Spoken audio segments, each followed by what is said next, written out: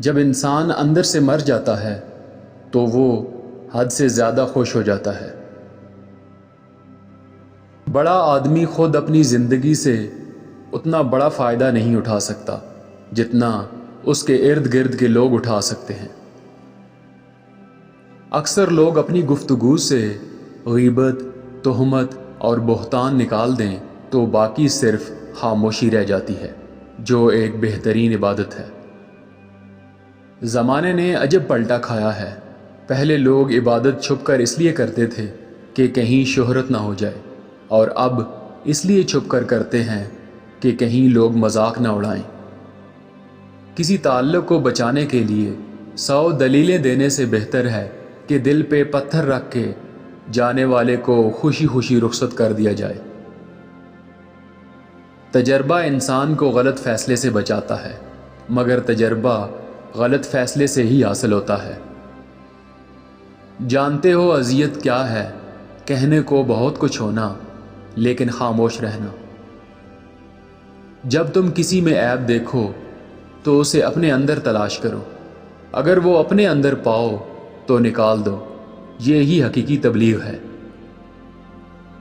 کوشش کریں مرنے سے پہلے اللہ کو پیارے ہو جائیں۔ درد وہ ہوتا ہے جو ہمیں دوسروں کو تکلیف میں دیکھ کر ہو، ورنہ اپنا درد تو جانوروں کو بھی ہوتا ہے۔ لفظوں کے دانت نہیں ہوتے مگر یہ کاٹ لیتے ہیں۔ کاش انسان بھی نوٹ کی طرح ہوتے کہ بندہ روشنی میں کر کے دیکھ لیتا کہ اندر سے کیسا ہے۔ ہر چیز کا صدقہ ہوتا ہے، اور عقل کا صدقہ یہ ہے کہ جاہل کی بات کو برداشت کیا جائے۔ دنیا کی بدترین شکل یہ ہے کہ برے لوگوں کی وجہ سے اچھے لوگ خاموشی اختیار کر لیں۔ انسان واحد ایسی مخلوق ہے جس کا زہر الفاظ میں ہوتا ہے۔ جب سورج غروب ہونے لگتا ہے تو چھوٹے آدمیوں کے سائے بھی بڑے ہو جاتے ہیں۔ فاتحہ لوگوں کے مرنے پہ نہیں، احساس کے مرنے پہ پڑھنی چاہیے، کیونکہ لوگ مر جائیں تو صبر آ جاتا ہے، لیکن احساس مر جائے تو معاشرہ مر جاتا ہے۔